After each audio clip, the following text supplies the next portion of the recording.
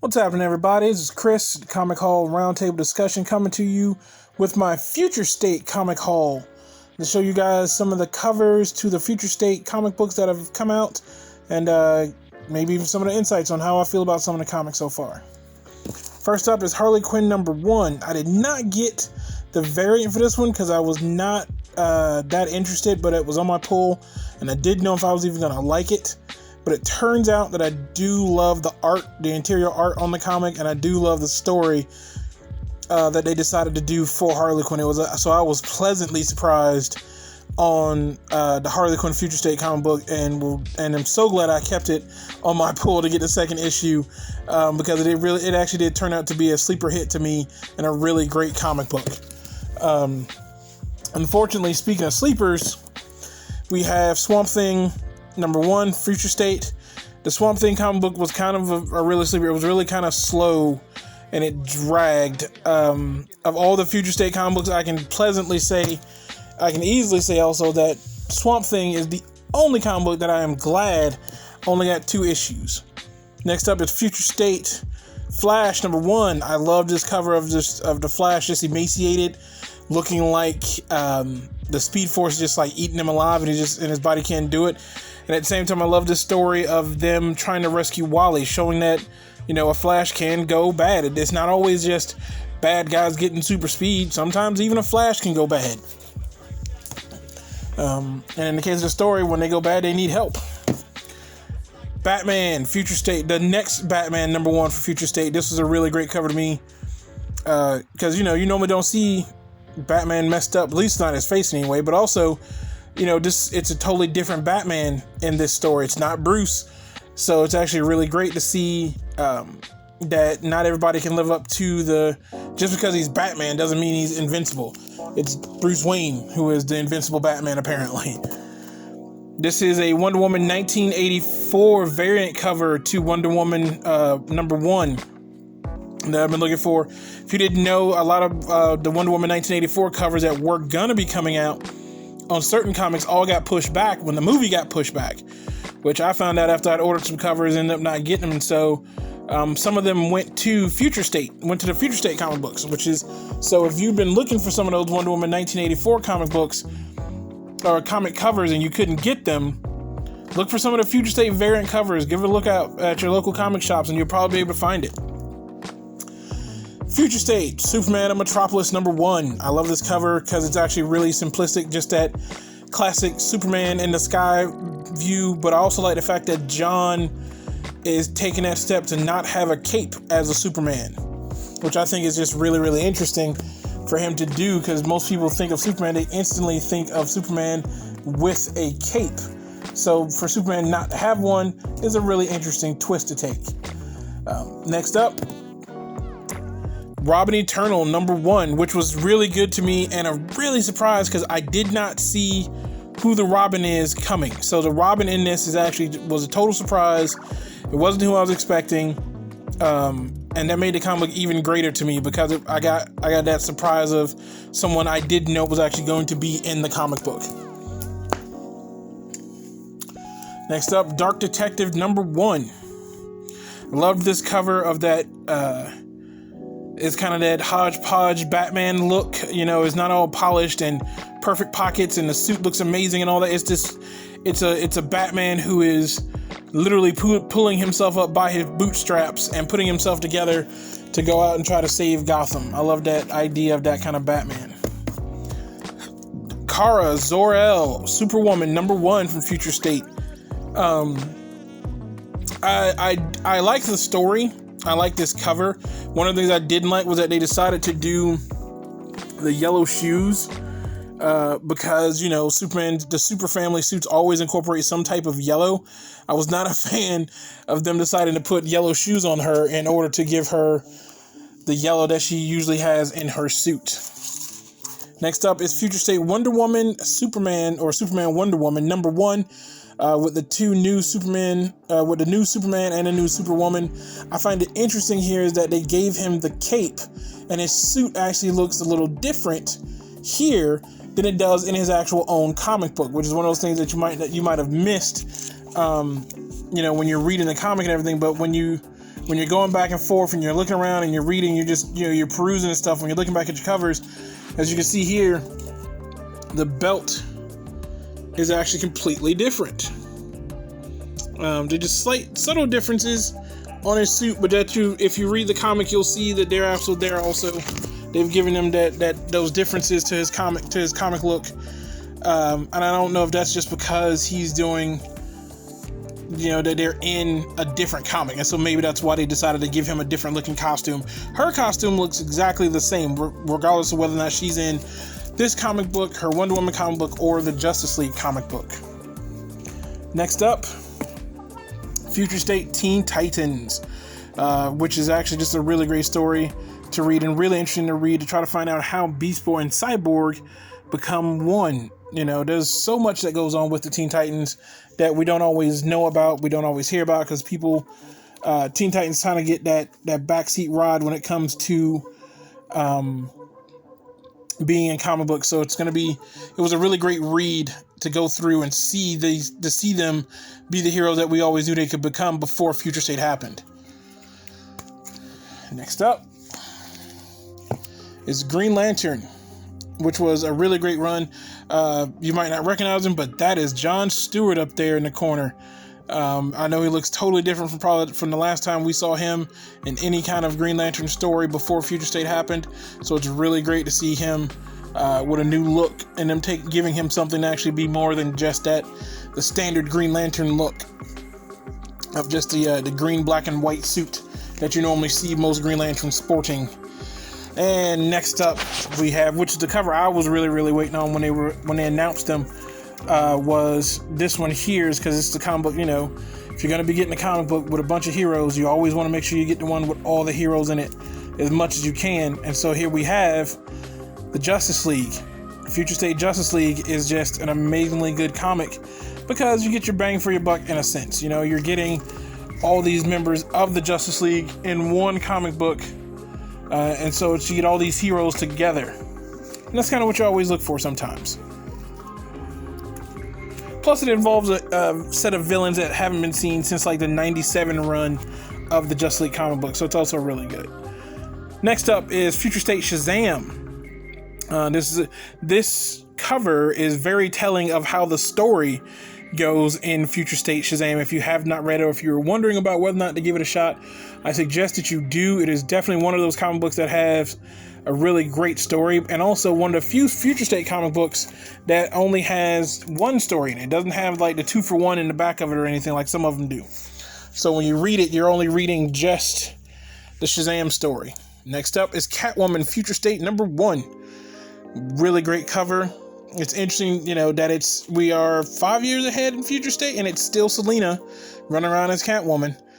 She's just made some few upgrades to her suit, which have all done her really well, because, she's still able to go out there and be Batman.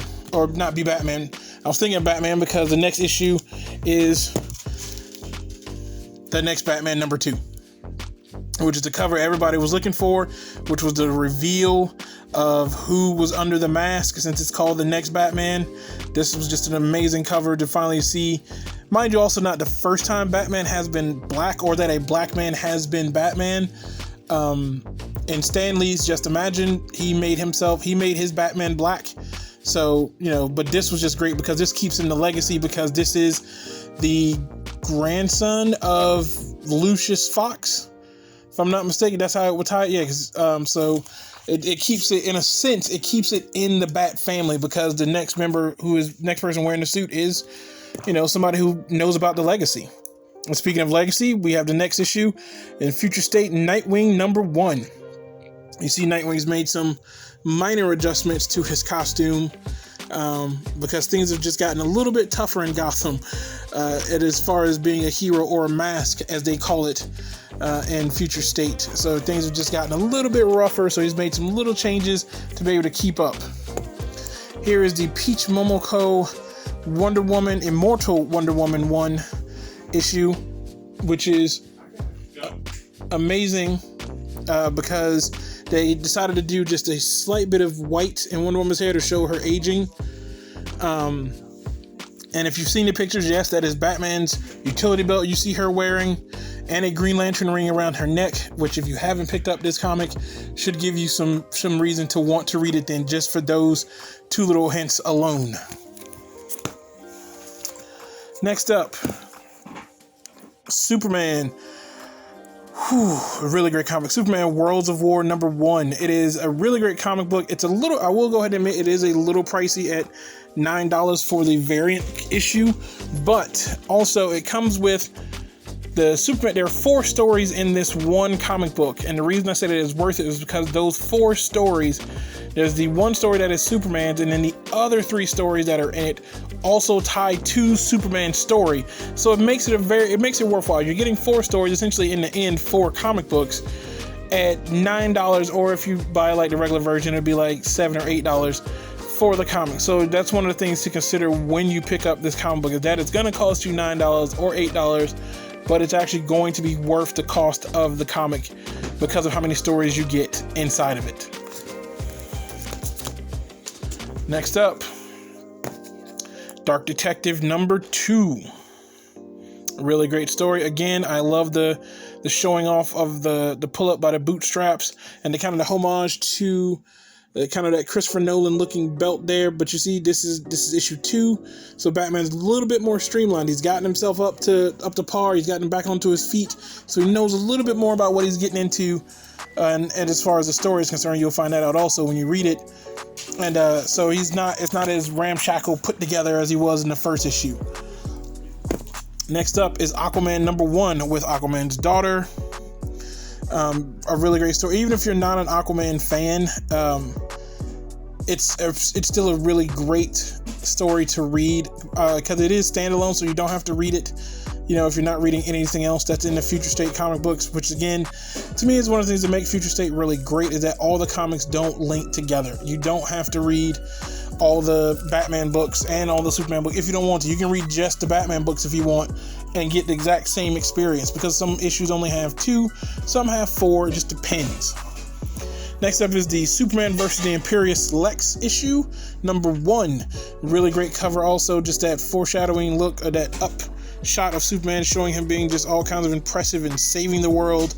And this comic takes place before, as far as I can tell, the Worlds at War comic book, because Superman, well, you'll have to read, I don't want to give anything away, but based off of the way the story is given, it is before then. So this is a really great read also, because it's kind of like a build-up thing.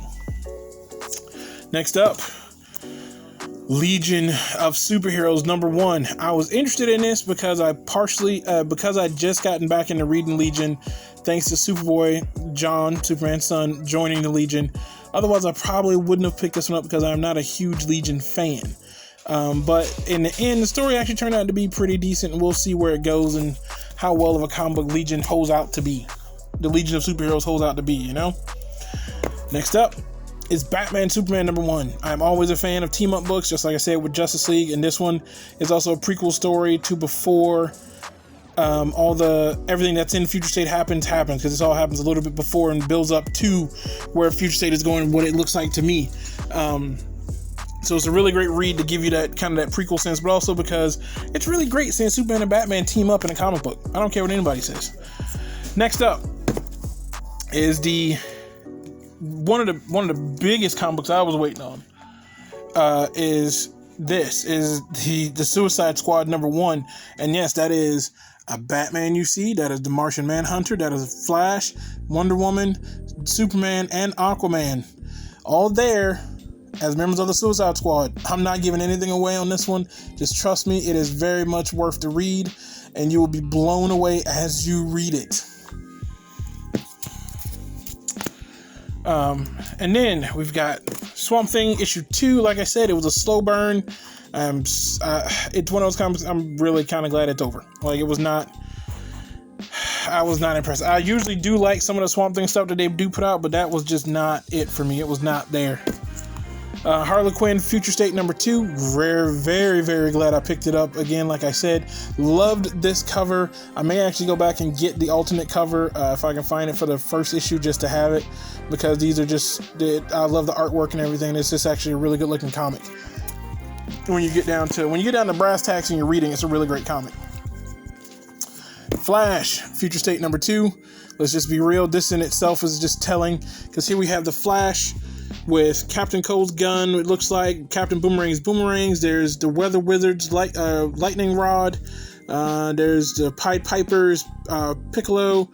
And that may be the Weather Wizard's rod in the back. I don't know. I'm not sure. But again, this is such a telling cover, because here we are with the Flash carrying the weapons of the Rogues.